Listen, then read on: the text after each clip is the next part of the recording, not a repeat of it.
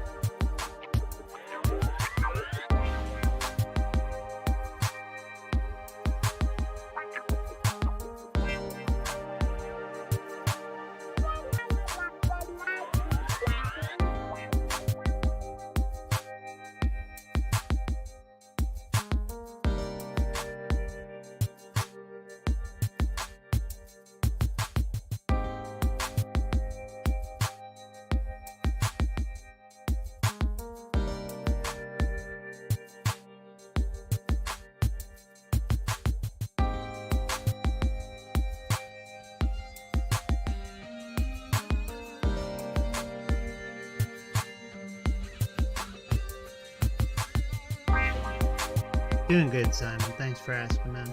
Great to see you, brother.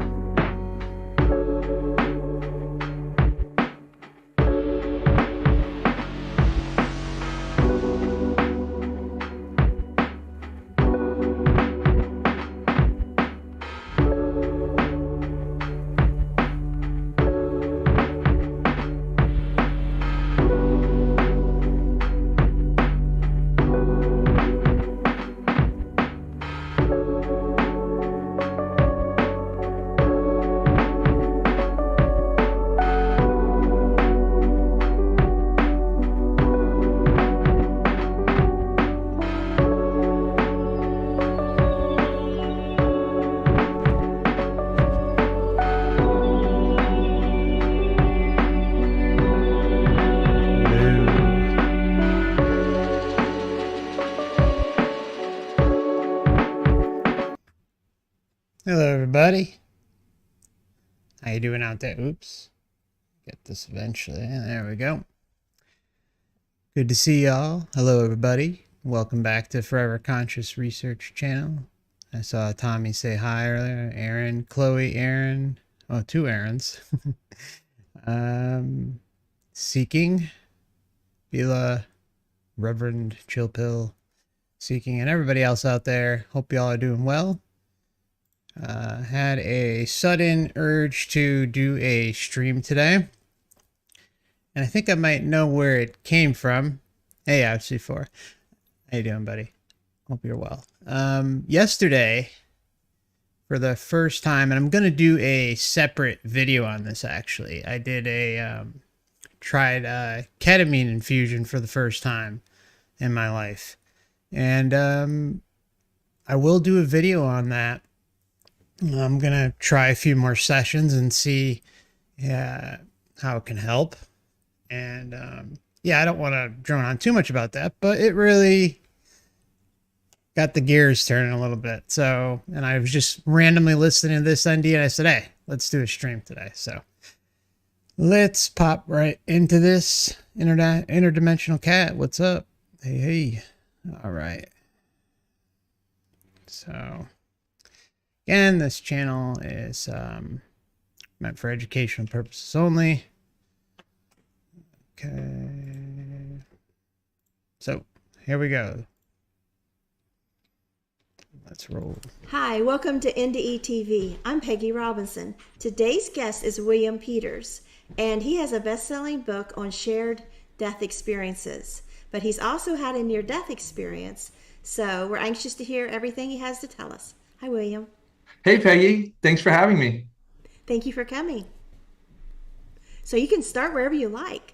Oh, okay, great. Well, you brought it up right away that my research is, and the publications are in the shared death experience, but I got started in this field rather reluctantly, kind of forced into it through my NDEs. There's two of them, but maybe I'll just start with the first one. I mean, I was living a fairly normal upper middle class life in the Bay Area of San Francisco.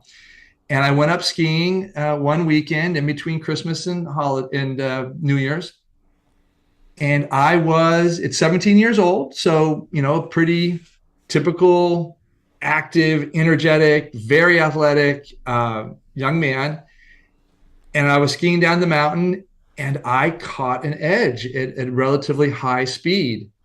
And as I caught the edge, I still have this image emblazoned in my mind. I could see the front of my skis crossing. I could see the back of my skis crossing.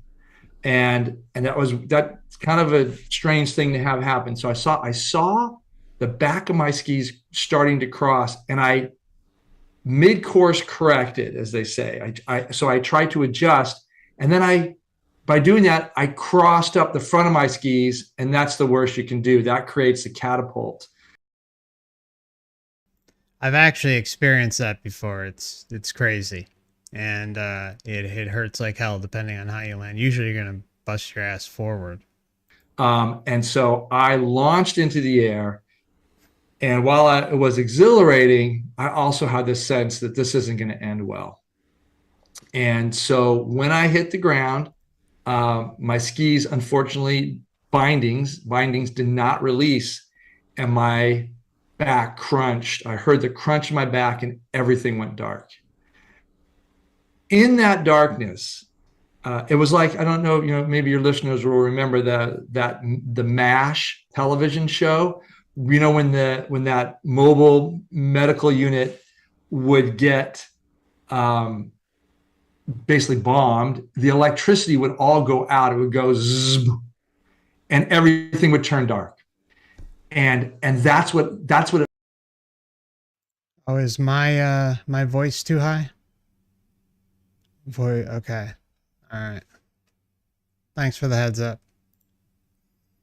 It felt like in my body. That was the analogy. It was like, oh my gosh, all the light, all of the energy. I didn't even know there was light in my body. But it just went away. And I was just sitting there in this darkness, no pain, no feeling, but I had this observing sense of self. Like I was watching this. So the sense of an observer watching my experience was right there. The next thing I realized was that the lights were starting to come back in and I could see my body down below on the ski slope. I was above it, but I was moving away rapidly. So I saw my body, then the ski area, then Lake Tahoe. This was in Squaw Valley ski area. Then I saw the San Francisco Bay Area. And then the beautiful Colorado snow-covered Rockies that time of year. And soon a satellite view of continental North America. And as I was moving away from planet Earth, I realized, oh, wait a minute, there's a review of my life going on. Okay, so as he moves away, there's a review of his life going on. Here we go. Typical stuff. And I was seeing in intricate detail movie snippets, video snippets of my life. Isn't that amazing how that works on the other side? I find it fascinating. Fascinating. And I was just enamored. I was like, oh, wow, everything right here. Even scenes I did not remember. They showed me a lot of things. I say they. I don't know if that's who that they is. I think it's kind of this.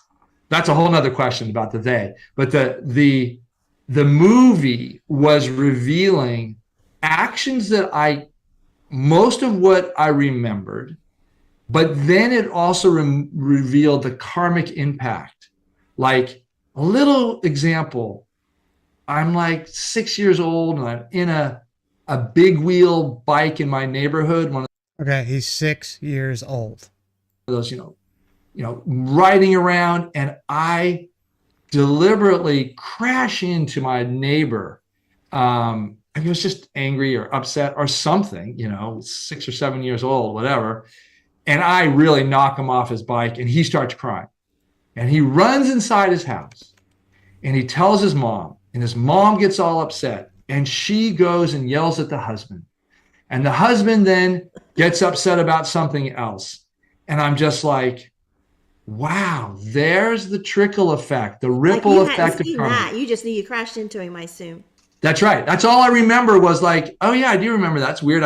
First I'm like, oh, wow, I remember that. That's kind of a weird detail to remember. And then I'm realizing later, remembering is not what's going on here. It feels like remembering, but I'm actually being shown my life.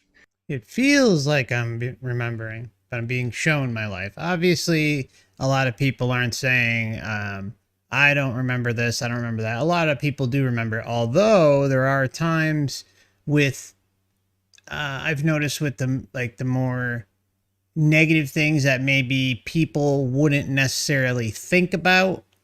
Like, oh, I didn't really remember that. I didn't think how that could impact someone's life. Actually, it's reverse. It's reverse. A positive thing, like, oh, you gave someone a tissue who was crying or something really, really small, meaningful, nice stuff. But, stuff like that, like it seems like the system almost, my opinion, it almost seems like the system kind of trolls the person. It's like they pick the most minute, smallest thing that you would think wouldn't be some of the biggest things they've done, that the system is pointing out, saying, oh, look at you, look at this amazing, glorious moment where you handed the tissue over. And, but all these other, I'm sure there are plenty of other things that were way more meaningful and good that a person could do. So I don't know. It's just weird how that pops up. And then the implications of my actions and behaviors. And I had a lot of those. Teachings about, kind of mean behavior, not kind behavior. There were a lot of good things too that happened, but for whatever reason, mine was a lot about realizing I could have been a lot kinder person. We've all heard enough of these to understand now that we are to conclude, we are being closely, not just watched, but monitored. Yeah, see, this is exactly what I'm saying. Just hear what she I've heard says. enough of these to understand now that we are to conclude, we are being closely, not just watched, but monitored. Closely watched, but monitored. That's what I say. It's creepy. It's creepy. That's what the life review shows. It shows that every single second of every single day is being recorded and analyzed and put through this creepy system that thinks it has a right to judge us. And look at what it's provided. A nightmare realm. And like it's all getting, lined up, like ducks in a row for, these experiences. Yeah.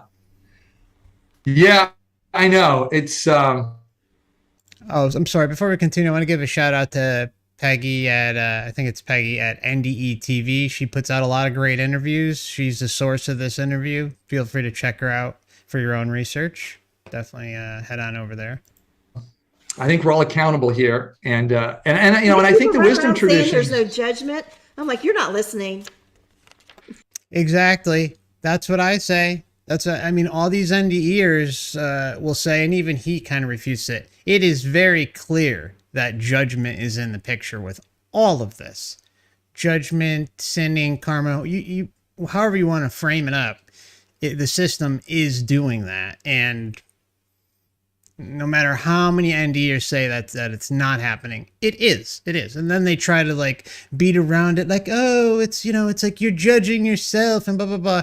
Yet they're being inundated with this love bomb, this euphoria constantly by the light. And they think it's God and all this. I mean, it's just they're softening the blow of them eventually going to wipe your memory and put you through the freaking meat grinder again, back down here. I think we're all accountable here, and I think the wisdom tradition. There's no judgment.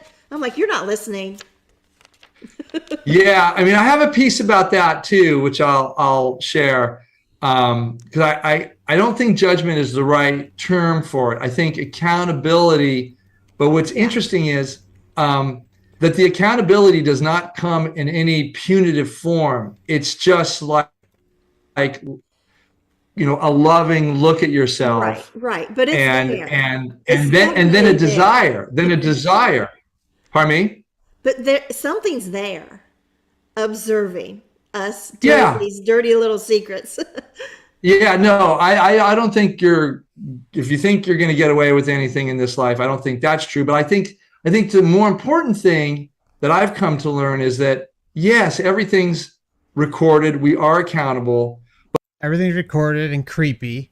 But when we are accountable, we come before these higher powers, and they're perceived higher powers. Recorded, we are accountable. But when we are accountable, we come before these higher powers, and they're loving. They're like they care that we know where we went wrong. And they're there to give us free will to work it out. And I think that's why so many of us come back to Earth, is to work this stuff out. I wonder if people will interpret that as, well, I'll just be bad, so I'll get a do-over. Yeah, I don't think that's a good policy either. I mean, if someone thinks that just shows what kind of person they are. Oh, all of a sudden I figure out I can do whatever I want and I get a do-over. I could just be a total sleaze bag. I mean, that's I'm sorry. No. Well, I'll just be bad, so I'll get a do-over. Yeah, I don't think that's a good policy either. But let me continue with it. I didn't mean to interrupt. I just like that. Wait a minute. Let's pause here a second, because people hear these and I know they just want to sit and listen, and I understand that. But this is important stuff. Well, yeah, I think it gets to the meaning and purpose of a human life. Yeah, it gets to the meaning and purpose of the deception. That's what it really gives the meaning and purpose for.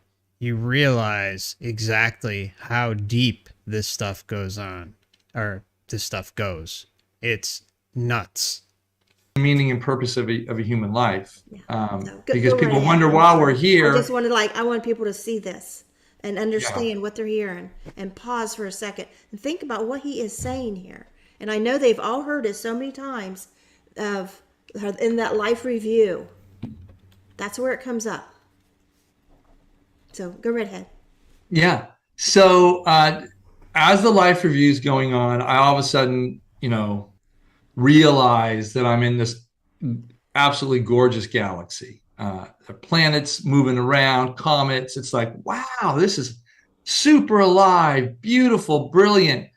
It's warm, it's comfortable. I'm enthralled. And then Okay, I'm sorry to interrupt it again, but I feel I have to, especially when you hear.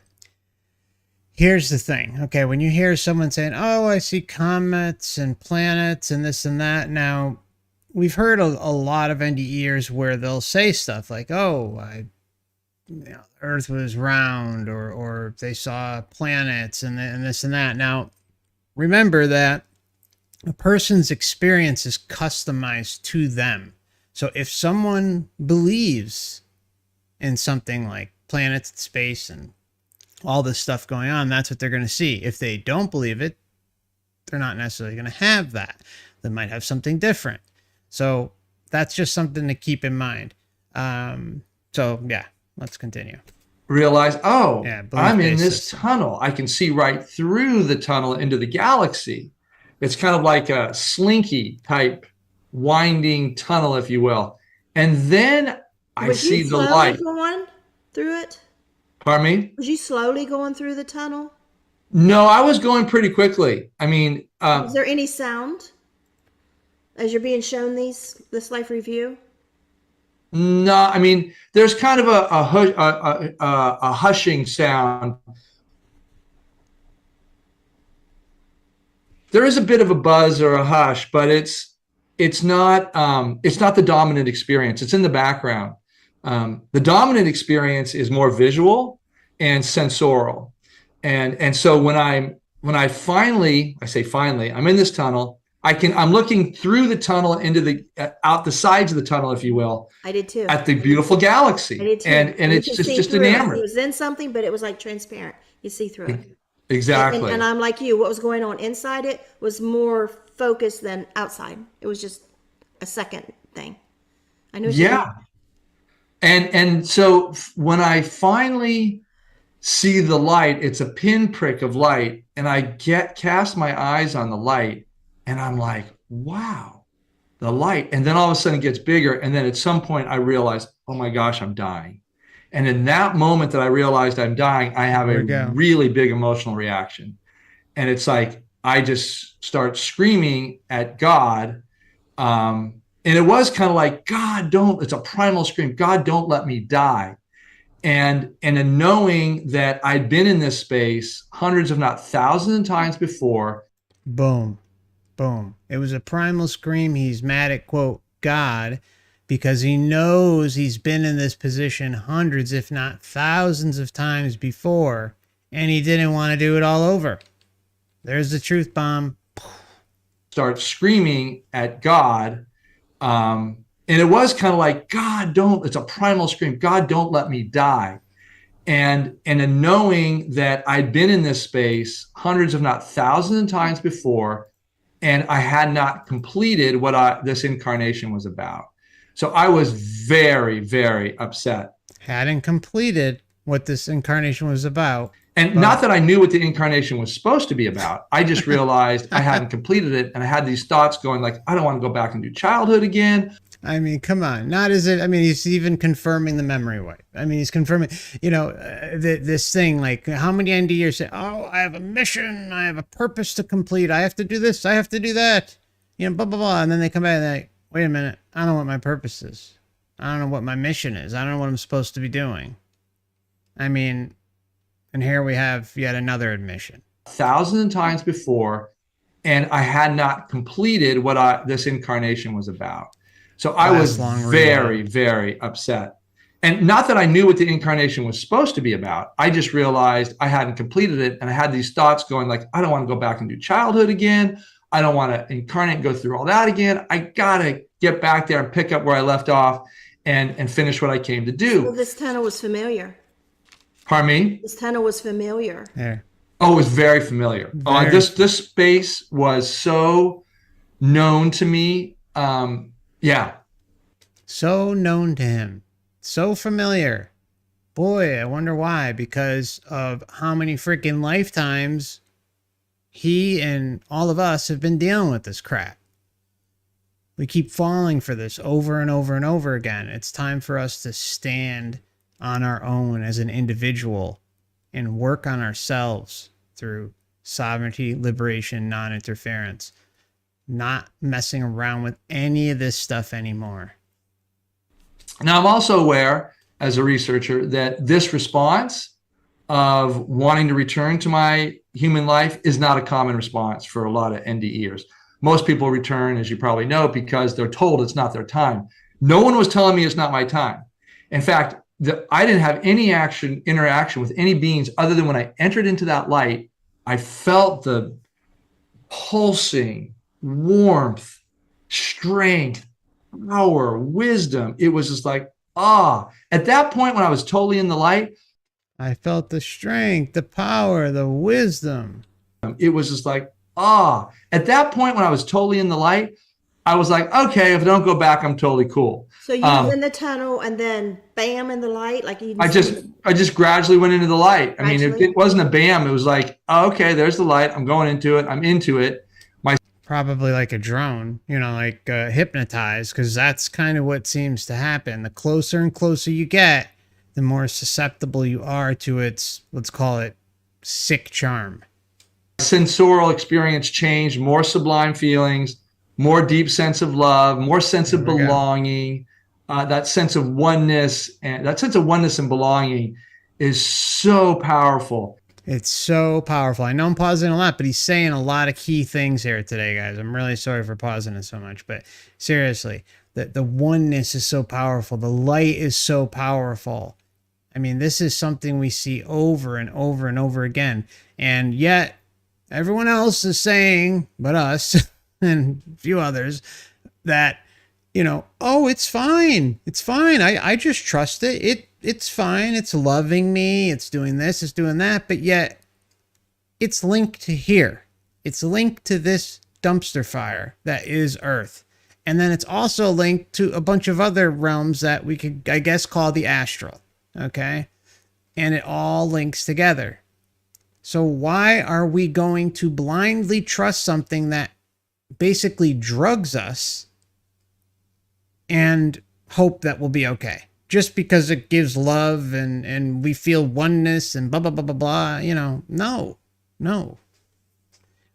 The whole oneness thing in and of itself is up for question. It really is. I don't care what anyone says.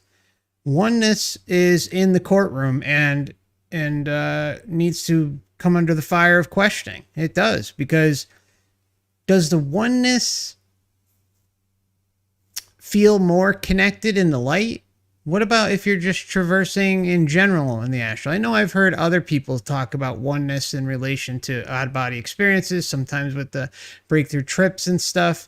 But again, like I've astral projected and gone out of body, and I feel like there's some sort of connection to everything I'm witnessing, but I don't feel like this deep, rooted connection in this and this and that and this. Like I feel like when these big oneness things start to occur is because there's manipulation involved, like the light, because it's so entrenched with euphoria and this big rush that maybe it gives that false sense of oneness and that we all need to be part of this hive mind collective.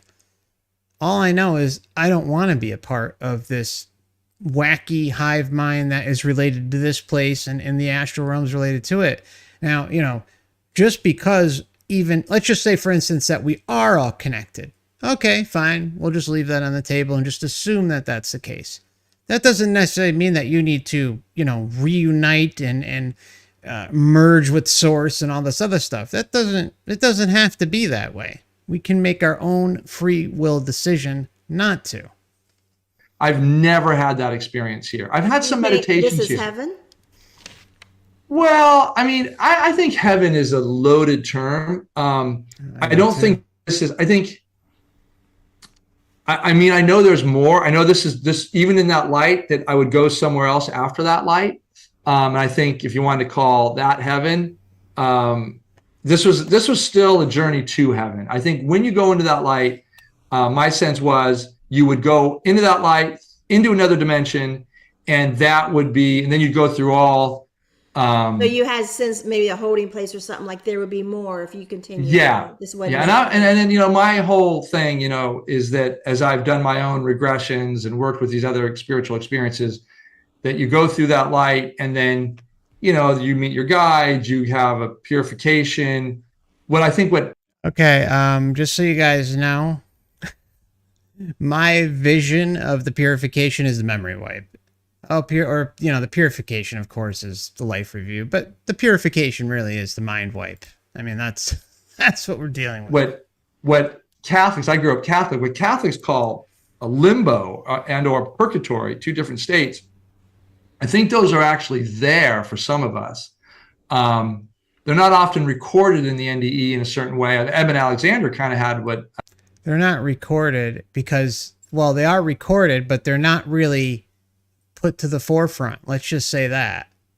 And that's a big problem because I know without a doubt that some of these organizations out there, the very big names involved with NDEs, are purposely not letting those stories come forward.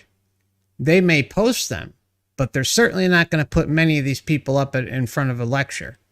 They're not going to take their video testimony at the local meeting every month or at the big conferences every year and publish those. Very, very rarely. Alexander's an example of one. Of course, Howard Storm is another. I mean, there's a few out there. Don't get me wrong. It's not like they don't exist. But, you know, Alexander's case, there's a reason why that NDE hasn't really been covered here. And I'll also say with this NDE, you got to use mega discernment because you're going to hear some things that are could be a problem. What I've talked about him with this about his earthworm eye view is kind of purgatory. Yeah. You know, before he got it figured out. He was in like the mud. Yeah, the muck. Yeah. That's very purgatory. Yeah. And I didn't have that. I mean, I might when I die, but I didn't have that then. But I had a sense that I knew what was beyond that light. The light was just a beautiful, welcoming.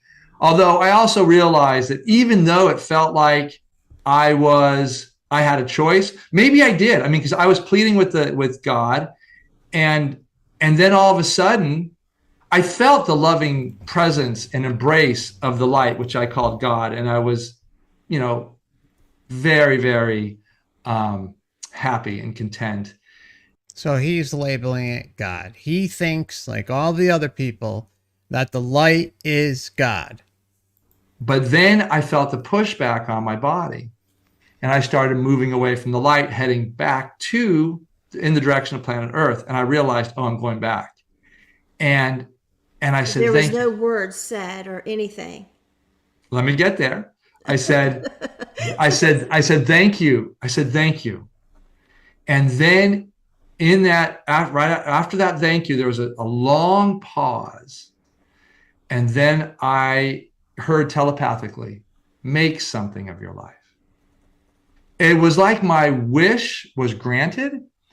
And then, but also with a reminder, make something of your life. So I came back. It was a long way back. I mean, I didn't know how I was going to get back. And I realized, whoa, all of a sudden I realized, oh, wait a minute. I'm on this kind of energetic line that's pulling me. And I could just relax, and it was taking me right back. But here again, everything's in reverse. I'm seeing a beautiful solar system. I think I even saw more of my life review, but not in as much forceful. It was just it was less important to me this time, the next time around. So I was more focused on how I was going to get back to Earth. I did see planet Earth in the distance. I thought, wow, how am I going to get to like North America, let alone, Squaw Valley and the ski slope? Well, I realized, oh, there's some divine intelligence here that's guiding all this. And so eventually I see the ski slope and I'm like, okay. And I land back in my body, boom. But I have no feeling. The light comes on bright. I have no feeling. And I said, God, don't let me be paralyzed. And then I felt feeling come across my body. And I said, thank you, God. Okay, so just to sum up. Okay, so he says, I think, like, basically he was asking to go back the whole time. So he kind of just automatically gave himself up to this, and boom, was sent back, after whatever the process was. And he's like, I just don't want to be paralyzed. Okay, good. I wouldn't want to be paralyzed and come back either. I don't know if you're going to get much done that way. You're just going to be miserable. And then my buddy who I was skiing with, John, slides up next to me and sprays me with snow and says, dude, that was a wipeout. So all this happened in a matter of, 15 seconds to a minute or so. Dude, that was a wipeout. Yeah. And so I didn't know at the time that I'd had a severe injury. But I did actually, as a 17-year-old would do, with the adrenaline coursing in my body, I skied down, which was not a good thing to do. And I found out that I fractured three vertebrae, two vertebrae in my sacral joint. And my orthopedic surgeon, who was a neighbor, told me that he had me come over to his house after I did the X-ray that day, and he said, "Come on over. I want to show you this." He put it up on his X-ray screen in his house.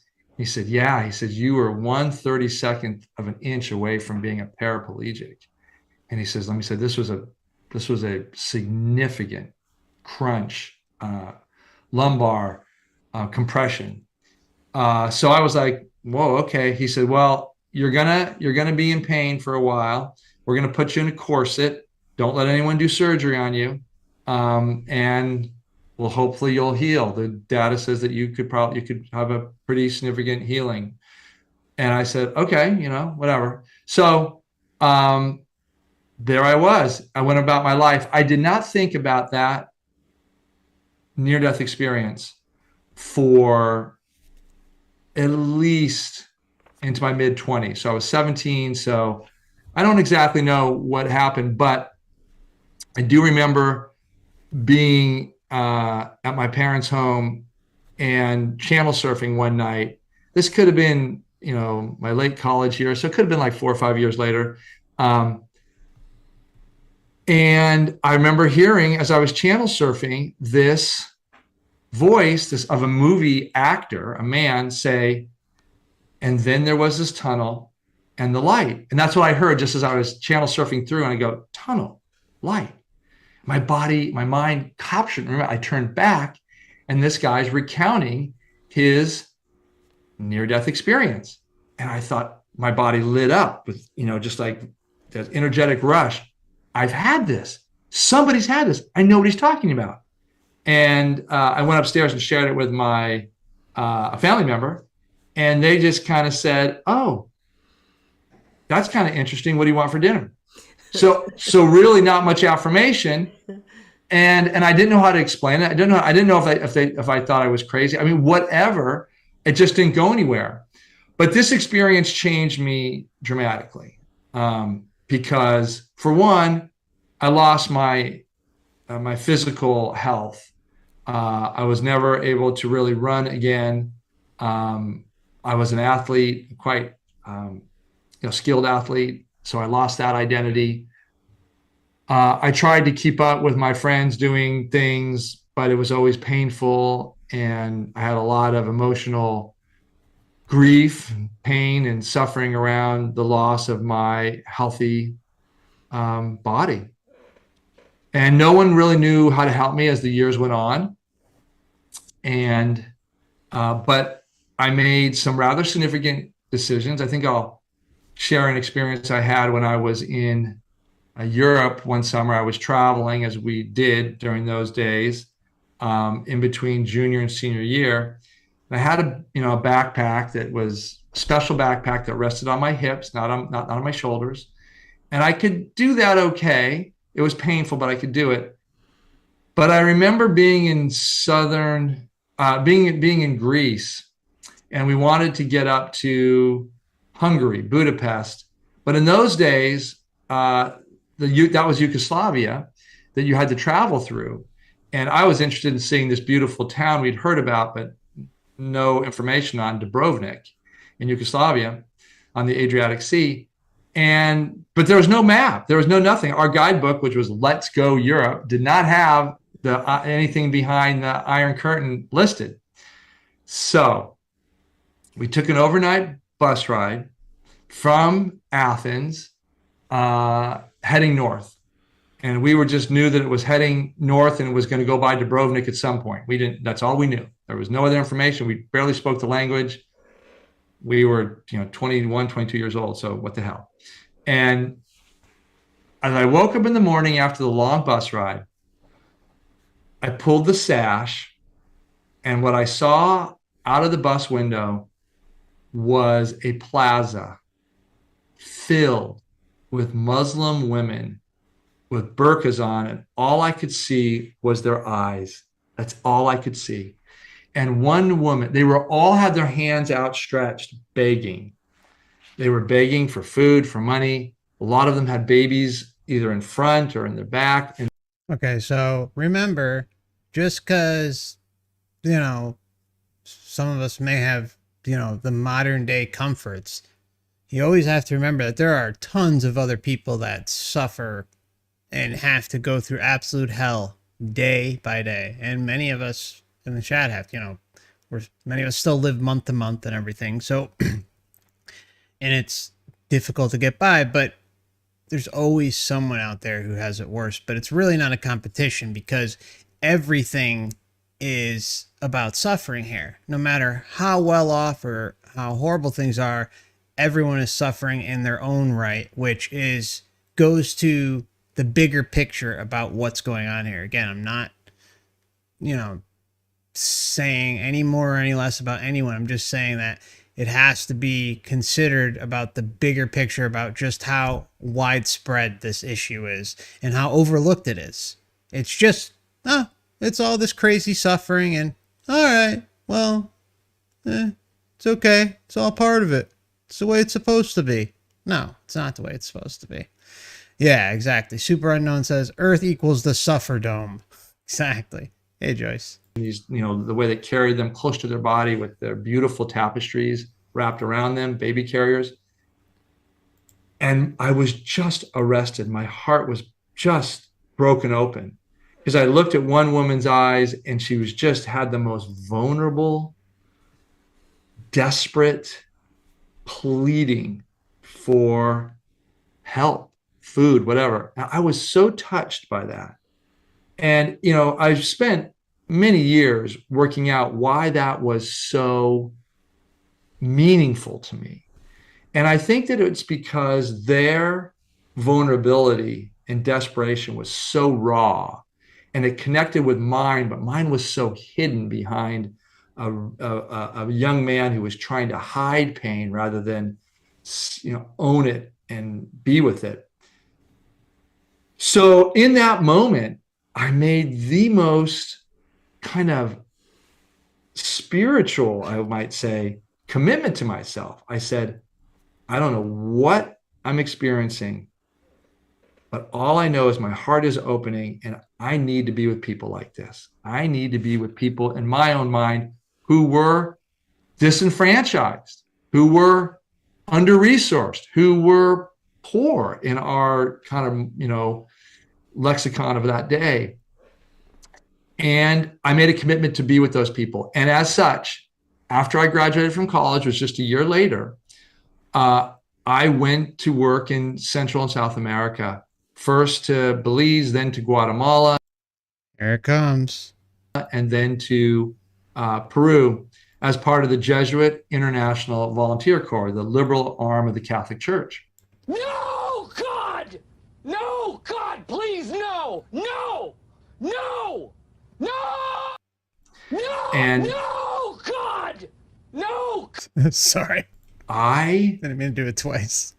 had my eyes opened over and over again as I taught, first as a teacher in the local high school there, also worked with refugees at different times, both Guatemala and Peru were in civil wars, so things were tense, people were scared, and there was a lot of violence, people displaced, hunger, suffering, disease. And I was there for 3 or 4 years in different places. And I was in pain the whole time with my back. I eventually came back because I was in that much pain. But I sincerely had found a meaning and purpose that was so inspiring to me. I felt like I was really using my life well at that time. Okay, so as an NDE, ends up involved with the Jesuits. You know, who knows exactly what was going on there, but you know, it definitely smells of a setup job by the system, life script alteration. So I came back from Peru, and I studied systematic theology and philosophy in Graduate Theological Union at Berkeley, really to figure out the profound experiences I've had. Took a course on mysticism and thought that that was really related to my NDE experience, although no one really gave any validation to the NDE. But it just made sense to me that these mystics had similar experiences. You know, they felt the light, they felt their heart open, and so like, oh, so similar. And then I was working at the St. Anthony's Foundation in San Francisco while I was a graduate student, working with refugees from Central and South America. I was hired because I was fluent in Spanish, but I didn't have a licensed counseling degree. They just hired me because I was fluent in Spanish. But then while I was there in inner city San Francisco, the AIDS epidemic, as we call it now, broke out. And it broke out in a big way. Like, we were in the Skid Row part of San Francisco called the Tenderloin. And what happened was all these gay men were losing their employment and their income. And so they ended up moving out of their apartments, having to move out of the apartments, and they moved to Skid Row to homeless shelters, to where they would live in these awful, rental hotels, rent by the week or month, and they were dying. And there were homeless encampments too. And it was there that I met, working with these communities quite closely, I realized that, I was just drawn to both the suffering and desperation, my desire to help. Yeah, and the problem is we can only do so much to help. I mean, I guess like that was the big thing, at least for me, and I know many of you out there I've spoken to about this.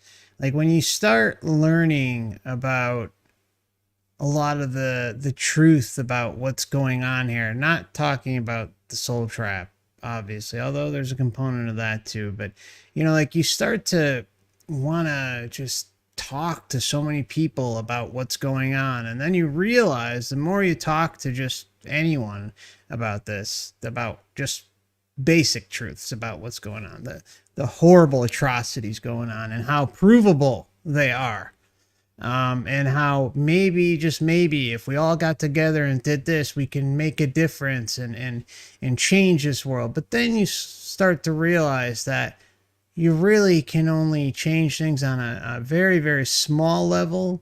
And that starts with us as individuals, and, maybe friends, family, loved ones, you want to help, you really do, but then you as time goes by, more and more you realize that the whole thing is engineered this way on purpose, and that it's not just a government. It's not. It goes so much deeper than all of that, and kind of have to come back down to reality and face what's doable. What's doable. Also to learn about what this process of dying is about. And these were ugly deaths in these days with Kaposi sarcoma, the lesions, the pussing. These were really awful deaths. And I was, privy and present to, many of them, but I also really helped the different communities who were caring for their dying brothers, as they called them. And one morning, Brad came in, and Brad was somebody I'd worked with for quite some time. And he was kind of a death doula or a death midwife, or maybe what you'd call a psychopomp, one who helps the dying, one who manages this process of transporting a soul, spirit, consciousness into the afterlife. And he had this kind of common simplicity to him that belied a deep spiritual knowledge. So he basically helped people get to the light. For this skill to help his brothers around death and dying.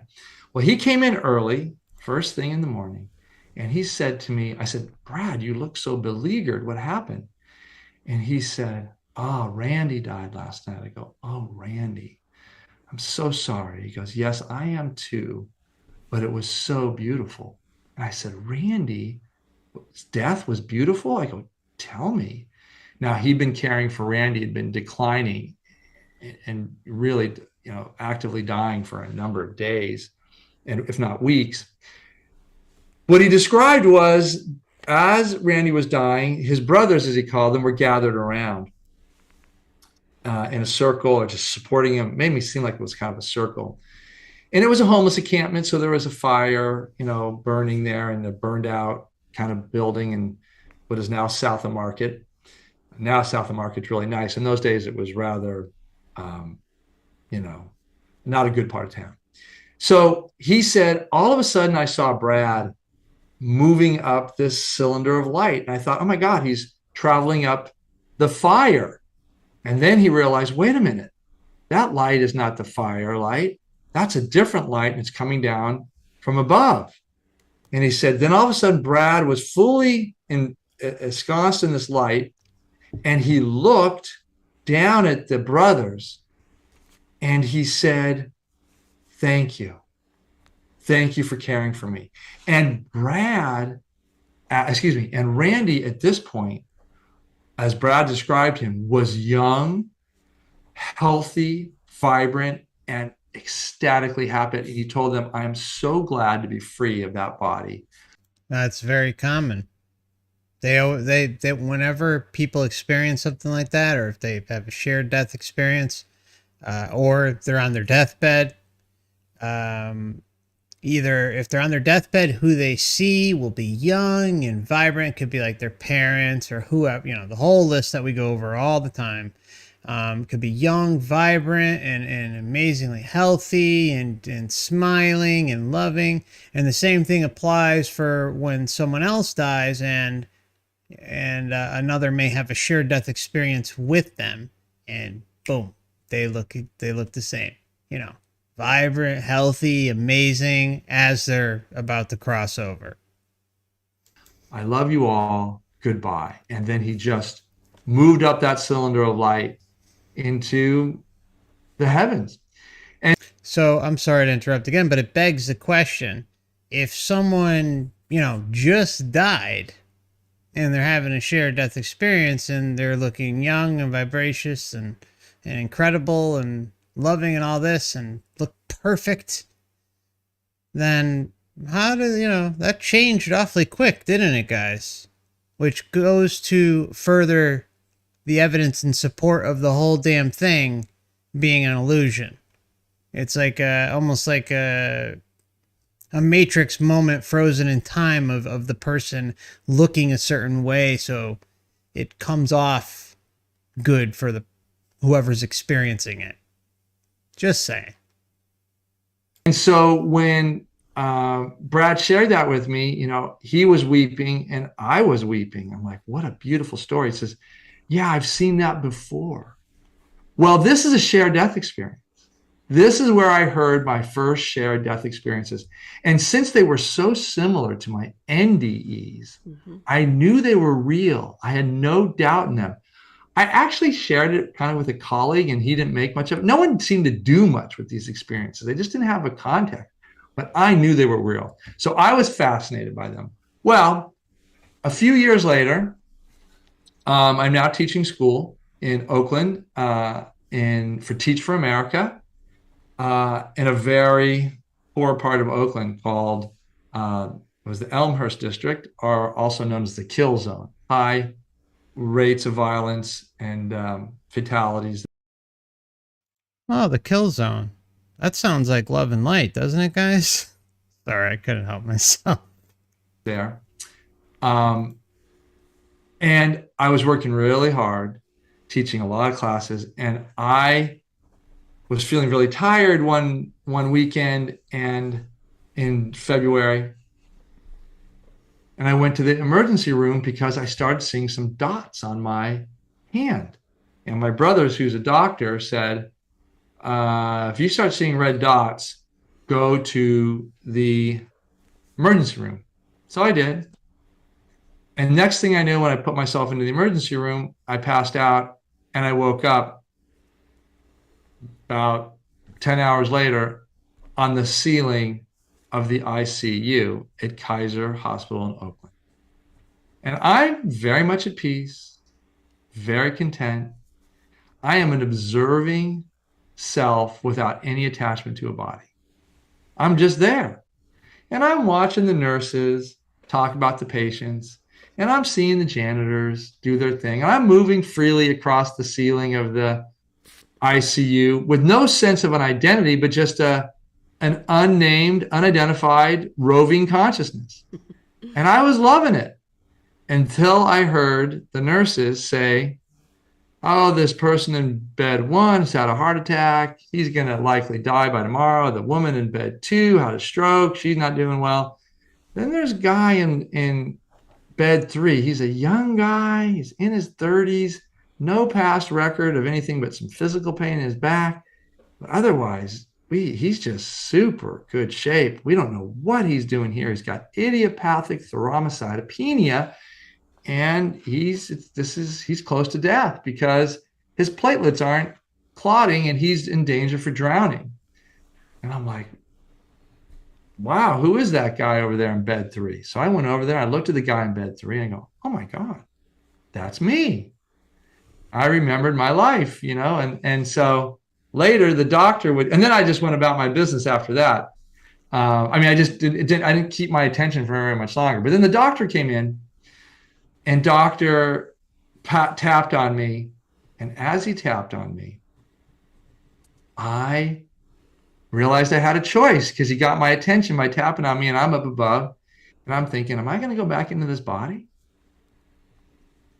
I thought, well, I don't even know how I would go back into that body. So he's being distracted. Hey, knock, knock. It's almost like when people are having an NDE and they, you know, get like the welcome wagon of options. Like, oh, well, what about your mother? What about your father? What about your daughter? What about your son? You know, on and on. Grandma, grandpa, you know, until they go down the list and eventually, you know, one of them sticks out and boom, they're back here. This time it's a little different, you know, but interesting nonetheless. And so I just decided, as he's asking me questions, to go, Mr. Peters, I decide to go back into the body. I mean, I decided just to answer him. I decided just to answer him. I didn't decide to go back into my body. I just said, well, what happens if I just kind of try to answer him? And as I did say, yes, like that, it was kind of a drawn out yes. I felt myself enter into my body and start filling it out energetically.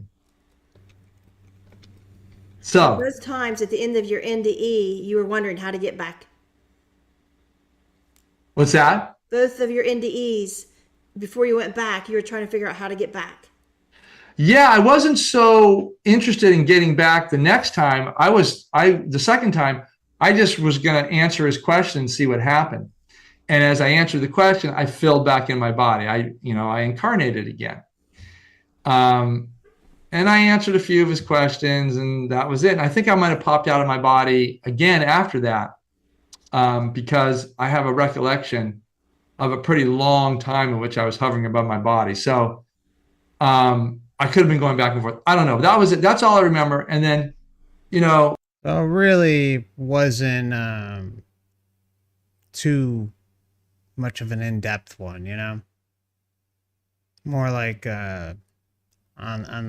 more along the lines of an OBE, but with some NDE properties, but minimal compared obviously to the first one. and then I spent the next couple of days in the ICU recovering, and then I was in the general hospital for a couple of days, and then they released me. And I didn't think about that experience at all either. I shared it with maybe some friends, but no one knew anything about it. So it wasn't until there were a couple experiences in my family where my grandmother was dying, and she was having what we call pre-death visions and visitations. She was talking to, some deceased friends and relatives like this. I got really fascinated in what happens around death and dying. Okay, so here comes the shared death experience. And I decided to take a job at Zen Hospice Project in San Francisco, very progressive hospice. And as I'm working there, as a volunteer, actually, so my only job is to sit at the bedside of people who are dying. And this was at a San Francisco General Hospital. Well, it was at the San Francisco Laguna Honda Hospital, which is the public hospital. So very under-resourced people. It's for people, indigent people. It's their inpatient hospice, 24 beds, open ward. Good place to be around death and dying because there's lots of people dying. So I was sitting there with Ron one afternoon, as I had done many afternoons during the previous weeks as he was dying. And I was reading him a story. And we know in hospice that hearing is the last sense door to close. So I was reading to him. And as I'm reading, I pop out of my body. And I am above my body and his body. And we're together. I'm looking down at my body. I haven't even stopped reading. I'm reading. I can see that I'm reading. I think I'm reading. See the top of my head. And Ron, who's unresponsive, important to note, Ron is unresponsive. He has not been responsive for days, if not a week or so. And then I look over to my right, and there's Ron. Ron is suspended next to me. I can see his big face, his big wide eyes shining. His teeth are beautiful. He's smiling. And he's communicating with me telepathically as if to say something like, hey, check this out. This is where I've been hanging out. So that was just an amazing experience. But I was very comfortable being there because I'd had a previous NDE that I just shared about being in the hospital, hovering above my body. And I was like, wait a minute. I know this space, this out-of-body space. I didn't even have the term out of body. Now I know it's a term out of body, but I was like, I know what this is like to be above your body. And so I was there for a while, and then I came back and I shared it with my trusted supervisor, Eric, who I loved. He was a great guy. And I told Eric, hey, I was with Ron. And I got to tell you this, it sounds kind of weird, but I feel like I popped out of my body and I was with Ron together. We were both above our bodies. I was looking down at my body and his body. And Eric looks over at me and says, hey, halfway between heaven and earth, a lot of things can happen here. Phenomena rolling by, let it go. Mary needs you in bed 3. I'm like, whoa, okay, but this is real. I mean, it was a very Buddhist, we're all Buddhists, we're trained. Our practice is to let go of phenomena. But I was like, wait a minute, this is a whole nother deal.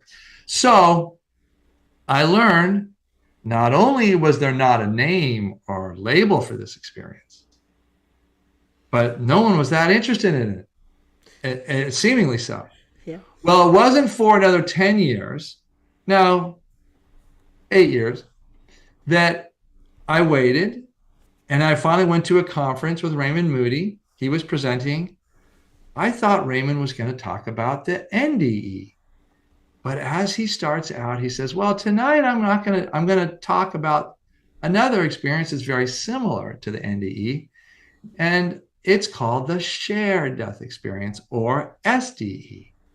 Oh my God, this is interesting. Well, he starts describing these experiences. He says, an SDE is this experience where somebody dies and a caregiver, loved one, or healthcare provider expresses that they feel like they shared in the afterlife, shared in the journey to the afterlife with the person dying.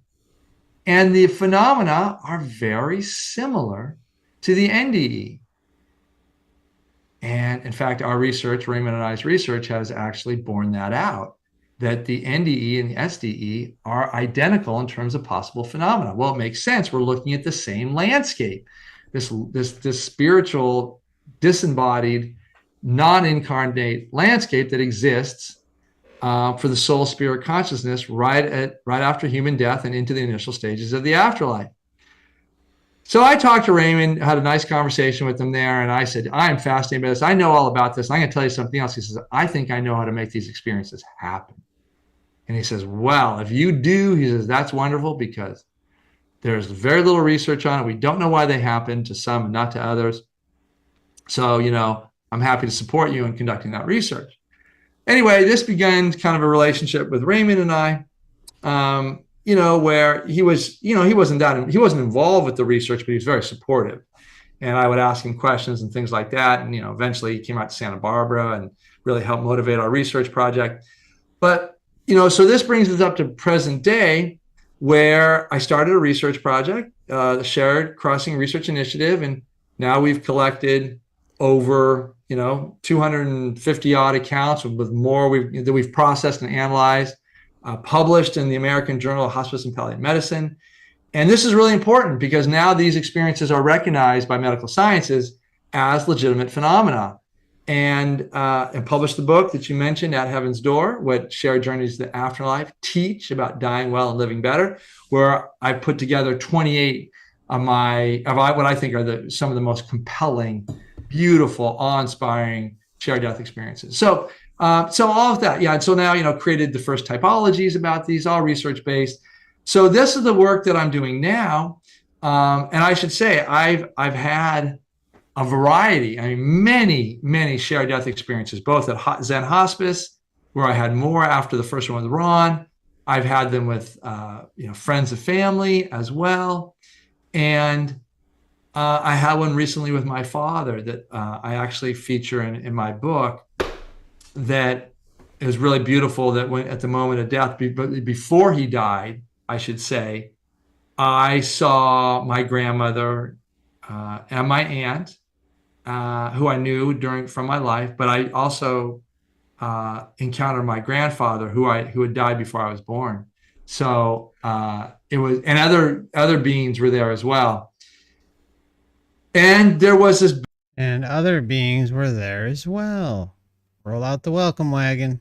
Beautiful moment in that shared death experience. This happened, about 20 minutes before he died, actually. That I said, why aren't you taking him? He's ready. My father had Alzheimer's for the last 5 years of his life, and he was totally unconscious. This happened during COVID, only a couple of years ago. In fact, a couple of years ago in September. And so he was just ready to go, and he was labored breathing, and we were just wanting him to move on to heaven, if you will. And they said to me, my aunt and my grandmother, who are very close together, just communicated to me, we're waiting for him to come. We're the welcoming party, but we're not in charge. And then they directed my attention to just above my father, as if to say, he's in charge. And I said, he's in charge? Who's that? And then I moved my attention over to just above my father's body, in the middle of his body, because my aunt and grandmother and grandfather were at the foot of the bed. elevated. So over the top of him, so to speak, over his like belly, where I was closer to me, when I locked my attention into that, moved my gaze and moved my energy into relationship with that, I felt this huge, powerful force. And I got it. I said, oh, there's this source here. I felt this huge, powerful My energy into relationship with that. I felt this huge, powerful force. Force. Powerful force. And I got it. I said, oh, there's this source here that's managing his transition, who's in charge of his transition. Oh, who's managing this transition? Who's in charge of this transition?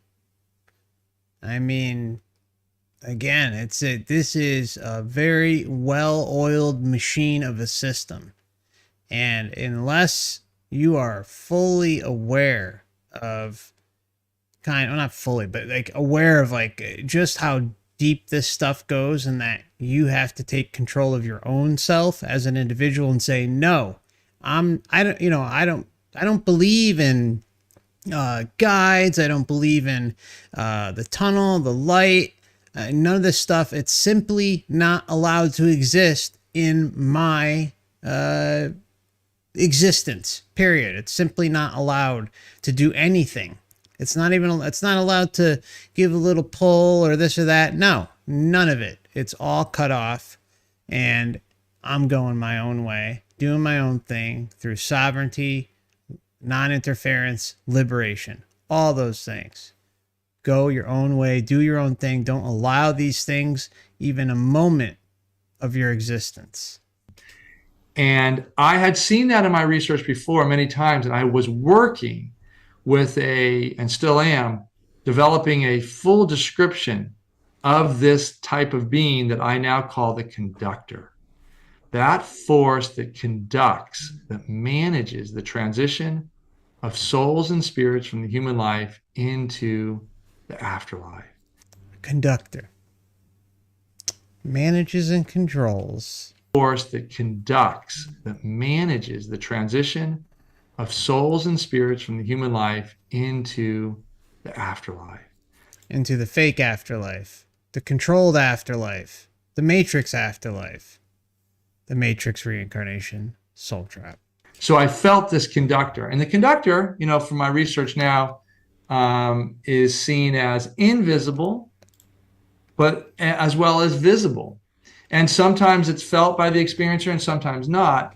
And maybe the conductor's not there all the time, but I think that there's this force there in charge, whether we notice it or not. So yeah, so that, and I have other experiences as well, but geez, Peggy, that's probably a good place to stop. Okay. Let me know what you're thinking. You have any questions or? I had just talked again on the podcast last night about my shared death experience I had with my ex-mother-in-law. I didn't know what those was called. I didn't understand it. It freaked me out. So, yeah. Yeah. So you've had one, so you know about these. That's beautiful. Yeah. Did it leave you with a good feeling? It freaked me out. It scared me. It made me nervous, but I was kind of laughing too, because it was so shocking. And of course, back then I had nobody to share these with, to talk to anybody about it. But then she started visiting me at night.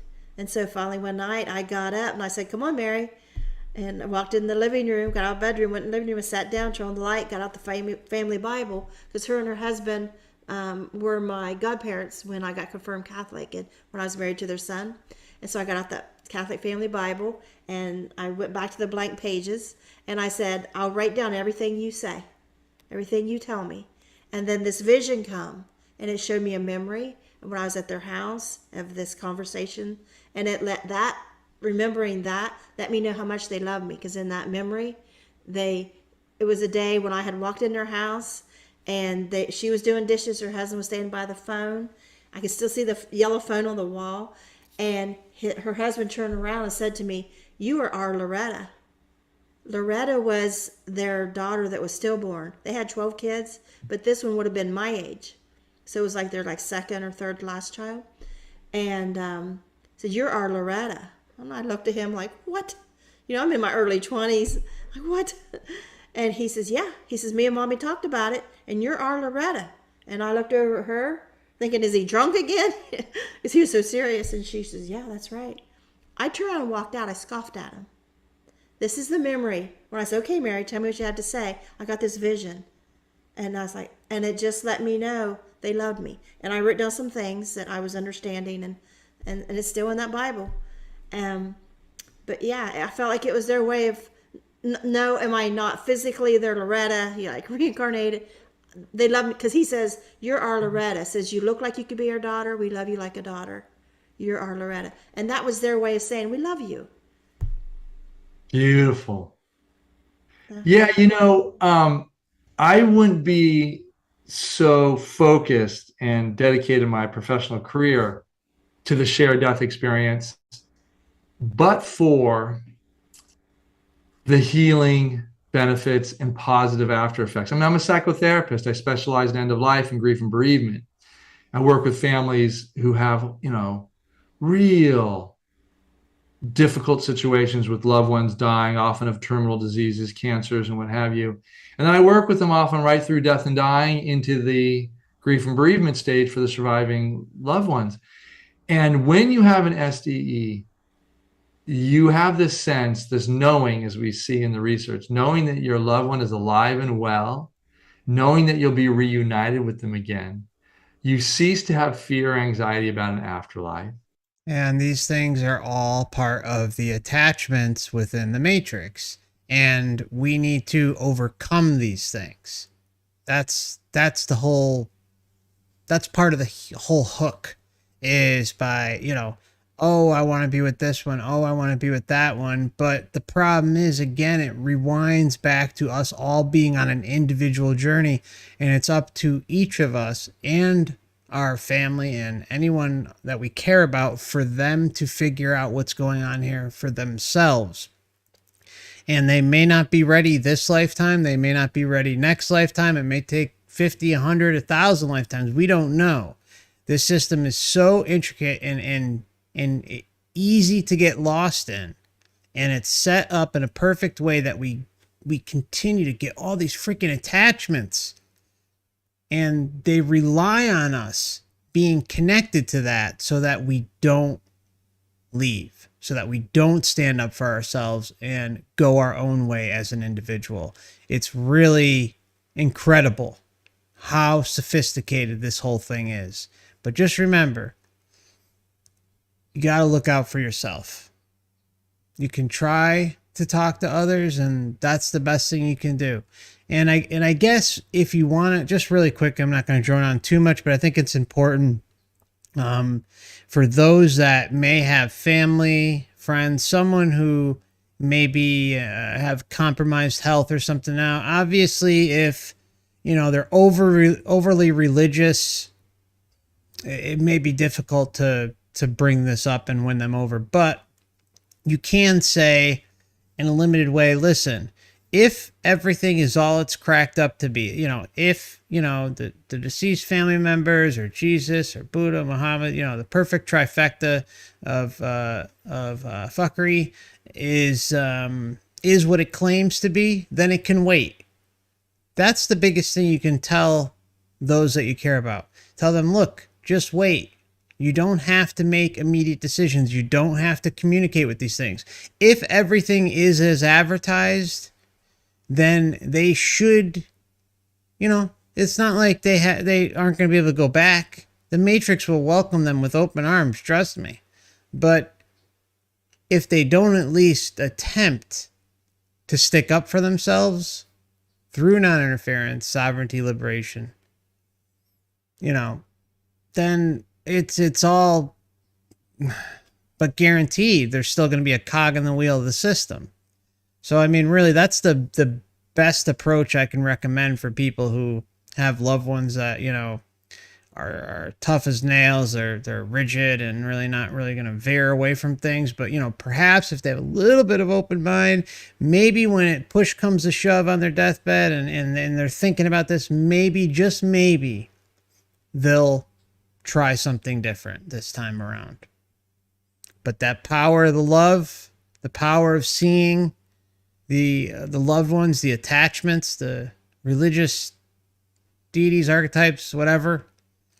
That's tough. That can really, we've seen it a zillion times how easy it is for people to get sucked right back in because of those attachments. So I wish you, your friends, your family the best. I do. Just say, hey, what do you got to lose? Can't hurt to try. And you can always say, hey, what if I'm right? I could be wrong, but what if I'm right? Maybe it's worth a try. You know, just do it casually. Your grief and bereavement process is you still, are heartbroken for the loss, but you have a larger context that allows you to hold the loss in that's, it sounds something like, I really miss you, but I know I'll see you again, and that's okay. And that people really feel like these experiences positively transform their life so that they do things that are more in integrity with who they really are. So that's what makes them so compelling. And so that's why I want to teach about them, is because of the positive after effects. Yeah. Was there anything else you'd like to share that we didn't get to cover, or a lasting thought? Yeah, I mean, I just think, thank you to your audience and to you for having me on your show. And I can't think of anything else. Oh, I know one other thing. If your listeners are interested in how to have these experiences, I have, as I said, when I first met Raymond, what I said to Raymond is, not only do I know about these, I know how to have them. I know how to enable them for people. And that was quite a bold statement that I made, but it was true. It was just a download that came up to me in that moment. I was just speaking from integrity. Well, I have developed these programs now, and one of them is called The Pathway, Shared Crossing Pathway. And it's where, over a 3-day intensive workshop, I teach people how to have this experience, the shared death experience. And what we found is about 25 to 50%, we don't know, it's a big number in that range, will have an SDE soon after, when they're around a death of somebody. And about 80 to 90% will have some other deathbed visitation or vision after the death of a loved one. So anyway, we teach you how to have these in intensive, and it's beautiful work, and people really love it. A series of guided visualizations, interpersonal exercises, contemplation, meditation. People just say that as you're doing this, the vibration in the room during the time that we train or do this workshop just rises. And then I demonstrate how to have them, and I help people choreograph their own end of lives where they can have the SDE and visitation. So it's okay. If you would like to check that out, you can go to sharedcrossing.com, I believe is the website, Shared Crossing. And again, I'd like to thank Peggy over NDE TV for this video today, this interview. I appreciate that. And that's going to probably wrap most things up for today. Just wanted to check something really quickly here. Just bear with me one moment. Got about a couple minutes to stick around, then I got to bounce. But it's been nice having a afternoon stream with you guys in the middle of the week. Usually don't get to stream in the middle of the week, but I was able to get one in. I also, like I mentioned earlier, I'd like to do more afternoon streams. We were doing afternoons a few months back for quite a while, but lately it's been nighttime, so trying to accommodate more time zones, and I'm hoping more on the weekends. We'll be starting around 4 or 5 p.m. Eastern Standard Time. I'm going to try. Can't make any guarantees, obviously, but definitely going to give it a try. I'd like to welcome Stipa to the Last Timers Club. She just joined today. Great to have you with us. And also Nav just joined. Dharma 3, hey, welcome as well. And Juan, welcome. Glad to have you. And Bros, and see you in the Discord, Bros. I sent your invite. Barbara Childs, welcome. Down the Wombat Hole, I love that name. Welcome. And Gabby AM, welcome to the Last Timers Club. And okay, so if there are not any questions, I'm gonna wrap things up shortly. What was I gonna say too? Let me just get this up here. Pop this chill music up for a few. Yeah, so like I had mentioned, I did a ketamine infusion yesterday for the first time, and I'm gonna do a video on that. I have a few more appointments scheduled for it, but I'll give you a little sneak preview of a really interesting moment. So everything was going great. I purposely picked out a let me just, the music seems a little high here. I purposely picked out a music playlist that would be chill and relaxed. I listened to Enigma and Fish. Who else? Yeah, I think it was just Enigma and Fish is mainly what I listened to. And it was awesome. But there was this one moment where I could tell some sort of, parasitic entity was coming in. And it was crazy because I just started to see it and feel the mood change. I grabbed it and launched it out of my existence. And boom, it was done. And it was also interesting to be able to see, again, how your intention is everything. How we can control this. I experienced it in that moment. I've experienced it in meditation before, astral projection. I mean, you can use your intention and your creator being abilities to manipulate the world around you. Especially once you get out of body. And so it's really good to continually have that reassured. And I just wanted to share that with you guys to let you know. Also wanted to remind you that I do have the channel over on Rumble now. I'm trying to get the channel up to 100 subscribers because apparently once it reaches 100, you can stream on Rumble. So we're almost halfway there. So if some of you are over there, please subscribe so we can kind of reach that 100 and get the streams up there. Or if you're new, I also have a referral link, which Jimmy actually just popped up in the chat. Thanks, brother. And while we're on the topic of Jimmy, I wanted to remind you guys about Jimmy's music channel. He's busting out some tunes. And here is his most recent song. Oops, that's Discord. Hold on here. Just gonna put this up. I don't know why it did that. Okay, check out Jimmy's music. Jimmy's good friend of the channel, does a lot to help, obviously during the streams and behind the scenes when we're not streaming. And just want to let you know, brother, I appreciate you. Thank you for all your help. And it's in the chat, and it's very helpful too. As is Chain's Minds Asylum. Good to see you, my friend. Chain Mind Asylum helps a lot in the comment section. I appreciate you, brother. And I see Casey Kelly in the chat. Pure Water, hey. Bizwoofer, Sky Bentley, Super Unknown, Da Puma, Pepper Amy, Sidefish, Tommy Rogers, Michael, hey, brother. Good to see you. And let's see, you got E. And there's a Michael Gumand. I'm sorry if I'm mispronouncing that. Hope you're doing well out there. Bit of Venom. Good to see you too, my friend. D, if I didn't already say. I saw Aaron earlier. Hey, Ken. See you out there. 51 Project. Michael Healy. Alrighty. So, probably going to wrap things up. I appreciate each and every one of you. Please consider hitting the like button on the way out. And if you can, share the channel on the internets, social media, if you got like a blog, a Facebook, Instagram, Twitter. By the way, I have Instagram and Twitter if you're interested. There's also some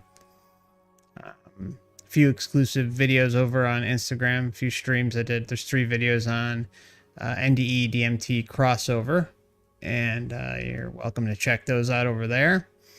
And oh yeah, last thing I wanted to mention was I have a Twitch account where I'm doing gaming, and I'm also multi-streaming the channel over there as well. And I also have the last thing, which is the Last Timers Club here on YouTube. It's a membership, and there are 3 levels. Levels 2 and above include monthly members live streams, which usually do like the last weekend of each month, and also have early access videos I've been putting out.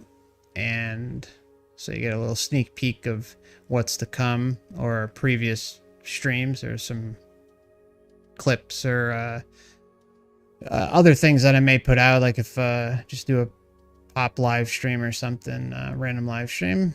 And it also includes an invite to the members Discord server as well. And if you're interested in supporting the channel, there's also a Stripe link and Stream Elements. Stream Elements is mainly used for during the stream, which I had to learn through them. And I didn't know that, like, I don't understand it. It's like they say, hey, you know, here, use this for donations, but then it's like, oh, you only use it for while you're streaming, which I guess, you know, that's why it's called Stream Elements. But people sometimes give something off stream, so I didn't know that was like a thing. So the Stripe link is there as well if you're interested in supporting the channel, and I'd appreciate it. But of course, never expected. Most of the content you see here is free, and probably like a couple % of it is members. But the most important thing is getting the information out, sharing it. So the channel is mostly found through people like yourself, word of mouth, and that's the best thing we can do is help spread the word.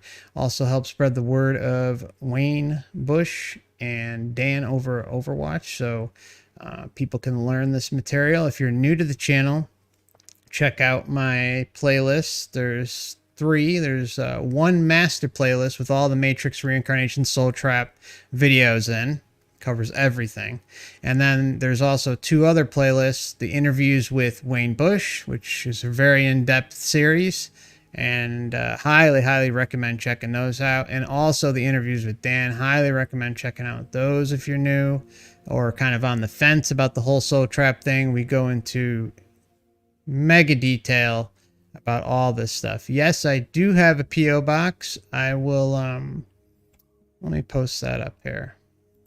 You know what I'll do? I'll post it in the about section after the stream here. But yes, I do have one. Let me see. Yeah, I'll do it after the stream. Yeah, I just got one actually, because a few people were asking about that. So if you ever want to send a piece of mail, say hello or something, feel free. I'll put that in the about tab. I'll try and get up there in the next hour. So if you just refresh the about tab. All right, my friends. Much love and blessings to you all. Boopster, I'll be thinking about you and your pup. And hang in there, sister. All right, everybody. Simon, good seeing you today, brother. Take care of yourselves, everyone. Thank you.